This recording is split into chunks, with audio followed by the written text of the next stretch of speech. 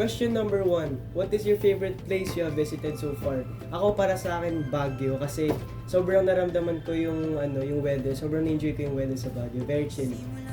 Where do you want to travel in 2025 and why? This year, siguro Japan. Gusto ko mag-travel sa Japan kasi feel ko ma-enjoy ko yung vibes dun. Saka masaya dun.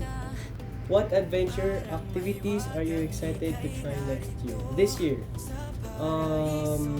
siguro camping. Gusto ko mag-bonding kasama pamilya ko. Gusto ko mag-camping kasama sila.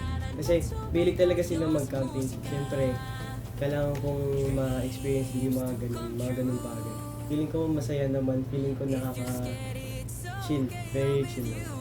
Tara na sa biyahe ko medyo malayo pero kahit kailan di naging malabo.